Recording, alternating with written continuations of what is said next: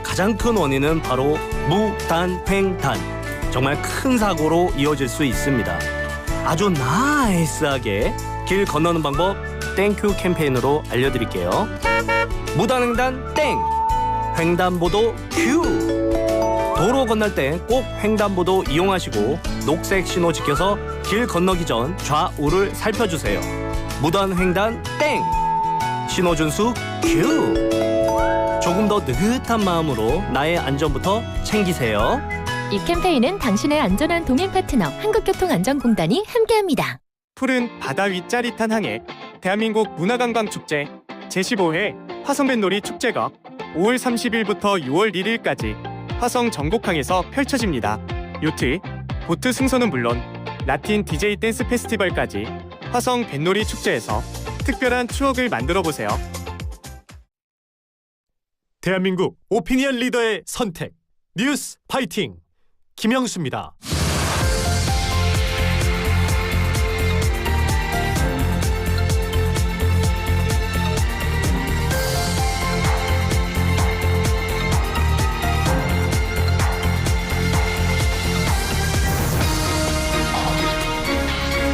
청취자 여러분 안녕하십니까. 5월 30일 금요일 아침입니다. YTN 라디오 뉴스파이팅 김영수입니다. 시작하겠습니다.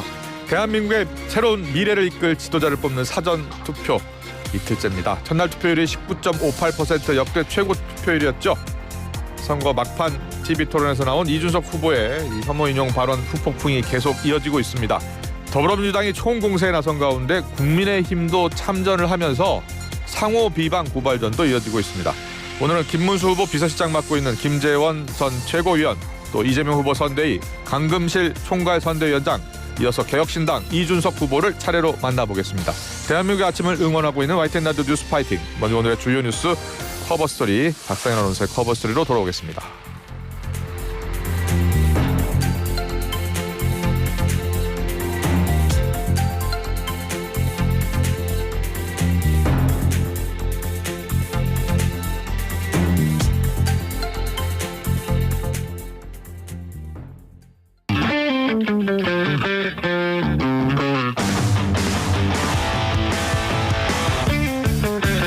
네, 오늘의 뜨거운 이슈, 대선 이슈가 되겠죠. 시원하게 풀어드리겠습니다. 오늘의 커버스토리 박상현 아나운서입니다. 어서 오세요. 네, 안녕하세요. 박상현입니다. 한층 더 나아진 목소리 좋습니다. 맞습니다. 하지만 기침은 여전해서 그래요? 호흡 관리를 좀 잘해야 됩니다. 네, 너무 참지 말고요. 네. 예. 자, 오늘 사전 투표 이틀째잖아요. 네. 첫날 투표율 정말 높았어요. 맞습니다. 19.58%요. 네네. 어제 이제 마감된 6시 기준으로 했을 때 첫날 사전 투표율이 19.58%로 집계가 됐고 네. 오늘 오전 6시부터 이제 두 번째 날 사전 예. 투표가 시작이 되지 않았습니까? 조금 전에 업데이트된 결과를 보니까 네. 오전 7시 기준 20.41%를 기록하고 있다고 그렇군요. 합니다. 이것도 역시나 역대 최고라고 합니다. 사전 투표 제도가 전국 단위 선거에 처음 적용된 2014년 육사지방선거 이후 재보궐선거를 제외한 전국 단위 선거 기준으로 동시간대 가장 높은 수치를 보이고 있습니다.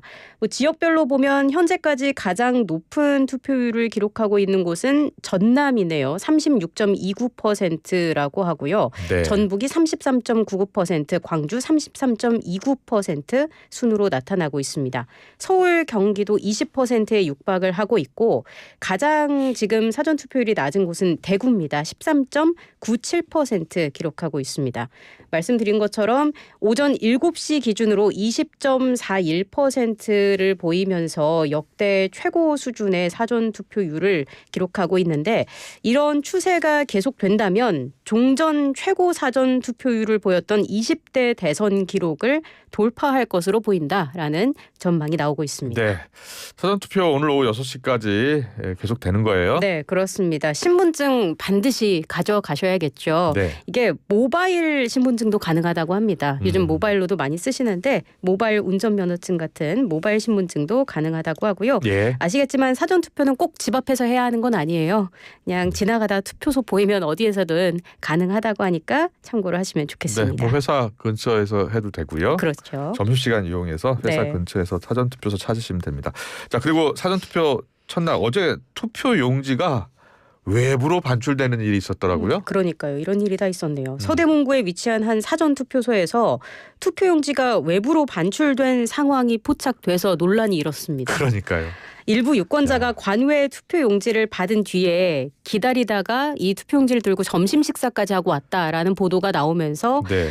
관리가 너무 부실하다라는 지적이 많이 나왔습니다.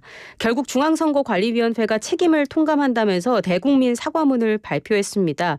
선관위는 대기 줄이 긴 상황에서 용지 발급 속도를 조절하지 못했고 일부 이탈자도 제대로 통제하지 못했다면서 상식선에서 있을 수 없는 일이라고 인정했습니다.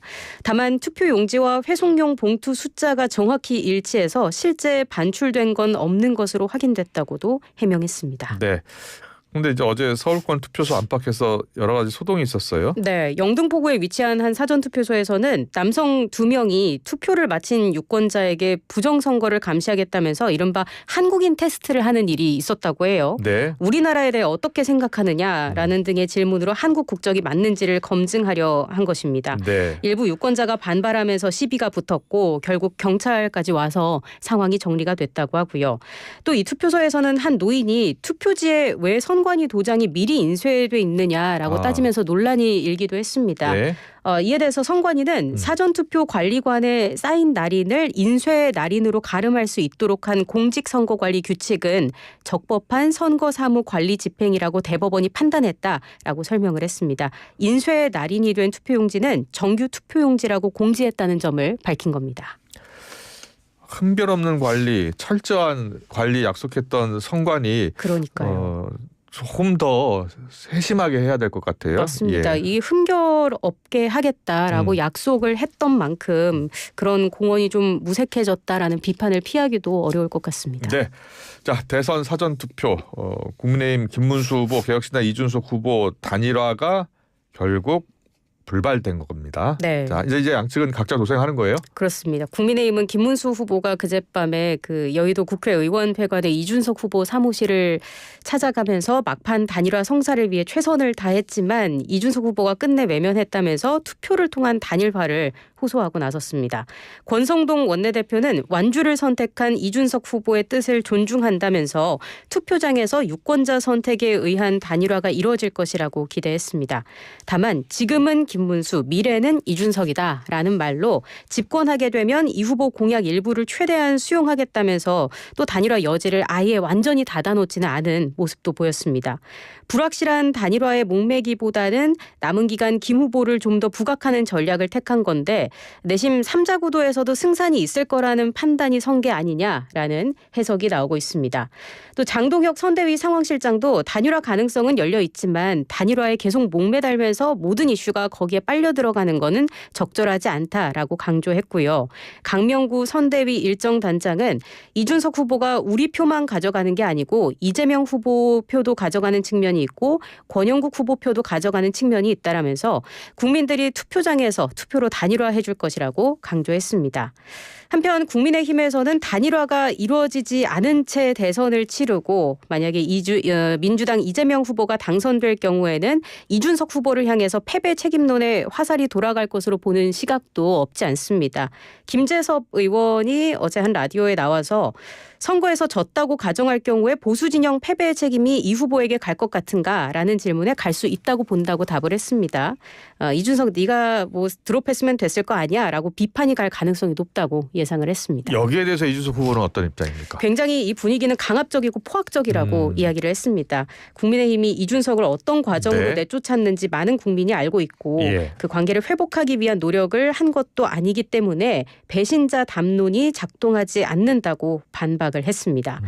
이준석 후보 대선 완주 의지를 재차 거듭해서 밝히고 있잖아요. 예. 결국에는 김문수 후보와 단일화할 것이다 라면서 의심을 거두지 않은 이재명 후보를 향해서도 헛것이 보이면 물러날 때가 된 거다 이렇게 맞받았고요. 네. 또 김문수 후보가 자정이 다 된 시각에 단일화 논의를 위해서 국회의원회관 사무실을 찾았다라는 보도에는 휴대전화를 꺼내와서 상황을 몰랐다라고 했는데 다만 그러면서도 단일화는 없다고 또 선을 그었습니다. 네, 이준석 후보 이야기 나왔으니까요. 3차 TV 토론에서 나와서 했던 그 발언이 계속해서 논란이 커지고 있고 파장도 확산되고 있어요. 그런데 그렇습니다. 어제 개혁신당 이준석 후보가 아침 9시에 긴급 기자회견 열었었잖아요. 네, 어떤 그렇죠. 내용이었어요? 일단 파문이 확산하자 죄송하다면서 재차 고개를 숙였는데 다만 자신은 이재명 후보 장남의 글을 순화해서 옮긴 것일 뿐이라면서 역공을 펼쳤습니다. 예. 해당 질문은 단순한 자극 목적이 아니라 단계적 검증이었다면서 저급한 혐오 표현 외에도 2억 원가량 불법 도박을 저지른 장남 문제가 있는 이재명 후보에게 나라를 맡길 수 있겠느냐고 반문했습니다. 네. 또 토론 발언 가운데 혐오는 없었다고 반박하면서 사실관계를 왜곡하려고 하는 경우 법적 조치도 불사하겠다고 날을 세웠습니다. 네. 더불어민주당은 이준석 후보 기자회견에 대해서 즉각 반발했죠. 맞습니다. 민주당 중앙선거대책위원회 조승래 공보단장은 브리핑을 통해서 상대 후보의 낙선을 목적으로 허위 사실을 유포하는 행태는 용납할 수 없다라면서 네거티브에 올인하는 게 개탄스럽다고 지적했습니다. 예. 이어 해당 댓글에는 없었던 여성이라는 단어를 추가해서 여성 혐오 표현으로 둔갑시켰다는 주장도 내놨는데 여기에 대해서 이준석 후보는 남성 혐오를 주장하는 건 괜찮은 거냐라고 재반박을 하기도 했고요. 네. 한편 당 공명선거 법률지원단은 이준석 후보가 그 국회에서 한 회견에서 자신의 발언에 대해 해당 표현은 이재명 후보의 장남 이동호 씨가 인터넷 커뮤니티에 올린 글의 일부라고 한 것은 허위사실 공표라면서 경찰에 고발한다고 했습니다. 네. 이재명 후보의 가족이 그런 혐오 발언을 했다는 게 법조계 자료나 언론 보도로 확인된 바 없다라면서 그럼에도 허위 사실을 유포한 것은 이재명 후보를 낙선시키려는 목적이 명백하다고 강조했습니다. 그래요? 예. 국민의힘도 참전했던데요. 그렇습니다. 권성동 원내대표가 기자회견을 열고 문제 발언을 인용한 이준석 후보가 언어폭력과 여성 혐오를 자행했다면 그 발언을 실제로 했던 이재명 후보 아들은 혐오와 폭력의 당사자 아니냐라고 얘기를 했습니다. 그러면서 가족 관련 논란을 끊임없이 일으키는 이재명 후보야말로 당장 사퇴해야 한다고 목소리를 높였습니다. 네. 또 이 후보는 예비전과 오범, 김혜경 여사는 불법 법인카드 사용으로 2심까지 벌금, 아들은 저질 발언 등으로 벌금 500만 원 선고, 그야말로 범죄 가족이다라고 강조했습니다. 이런 가운데 국민의힘은 이재명 가족 비리 진상조사단도 구성했습니다. 장동혁 선대위 상황실장은 민주당이 자꾸 허위사실이라고 하니까 예. 진상조사단을 통해서 진위를 밝히겠다고 설명했습니다. 네. 자, 이 이준석 후보의 발언 폭풍이 이어지고 있는데 국가인권위의 진정이 여러 건 접수됐어요. 네, 인권위는 이 후보의 지난 27일 토론회 발언과 관련해서 인권 침해를 당했다는 진정이 35건 접수됐다고 밝혔습니다. 진정인들은 단순한 실언이나 실수로 치부될 수 없는 계획적 혐오의 표현이라거나 인권 침해 행위라고 주장한 것으로 전해졌습니다. 인권위는 진정 내용이 조사 대상에 해당하는지 검토한 뒤에 조사 개시 여부를 결정할 전망입니다. 전국민주노동조합 총연맹 공공운수노조도 어제 오후에 성명을 냈습니다. 무엇이 혐오이고 성폭력인지도 모르는 이 후보는 사퇴하고 이를 옹호하는 개혁신당은 당장 해체하라고 규탄했습니다. 네. 잠시 뒤에 김문수 후보 비서실장 맡고 있는 김재원 전 최고위원, 또 이재명 후보 선대위 강금실 총괄 선대위원장, 이어서 개혁신당 이준석 후보도 차례로 만나보겠습니다. 어제 사고 소식이 있었잖아요. 네. 예, 경북 포항에서 해군 초계기가 추락했고 4명이 희생됐네요. 그렇습니다. 이 사고기가 훈련을 위해서 어제 오후 1시 43분쯤 포항기지를 이륙을 했는데 네. 이륙 후 6분 만에 기지 인근 야산에 추락을 한 겁니다. 예. 사고기는 해군의 해상 초계기로 소령인 조종사를 포함해서 모두 4명이 타고 있었고요. 4명의 시신은 모두 수습이 됐습니다. 모두 동체 주변에서 발견됐는데 사고 충격으로 심하게 훼손된 것으로 알려졌습니다. 네. 군 당국은 시신의 신원을 확인하는 데 집중하고 있고요. 예. DNA 감식 등을 거쳐서 신원을 확인하고 유족과 협의해서 장례 절차를 정할 방침입니다. 네, 군 훈련 중에 사고가 나서 너무나 안타깝습니다. 네. 사고 원인은 어떻게 나왔습니까? 아직까지는 정확히 파악되지는 않았습니다. 군 당국이 본격적인 사고 원인 조사에 들어간 상태인데요. 네. 간밤에 군 당국은 조명 시설을 설치하고 블랙박스나 파편 같은 사고 원인과 관련된 자료를 찾는 데 주력했고 앞으로 감식을 통해서 확보한 그 자료나 교신 내용 등을 통해 사고 이유를 정확하게 밝혀낼 것으로 보입니다. 네. 자, 그런데 이번 추락 사고가요, 잘못했으면 또 대형 사고로도 이어질 뻔했다고요. 맞습니다. 앞서 말씀드린 것처럼 추락한 곳이 포항시 남구 동해면 신정리 야산이었습니다. 예. 야산에는 그 창고나 경작지, 승마장은 있지만 민가는 없었거든요. 예. 하지만 굉장히 또 아찔했던 건 추락 지점에서 직선거리로 약 260m 정도 떨어진 곳에 680여 가구가 사는 아파트 단지가 있었다고 합니다. 이 아파트 단지 주변에는 동해면 소재지가 있고요. 예. 이 때문에 아파트 단지나 면 소재지 민가에 추락을 했으면 더 큰 사고로 이어질 수도 있었던 상황이었습니다. 그래서 사고 초객이 조종사가 마지막까지 민가를 피하기 위해서 안간힘을 썼을 거다라는 아이고. 추정도 예. 나오고 있습니다. 이 부분은 또 조사를 해보면 더 정확히 또 확인이 되지 않을까 싶습니다. 네, 오늘의 커버 스토리 잘 들었습니다. 박사인 아나운서와 함께했습니다. 다음 주에 뵙겠습니다. 네, 고맙습니다. 수고하셨습니다. 울림이 계속되는 모든 것들을 우리는 명작이라고 부른다.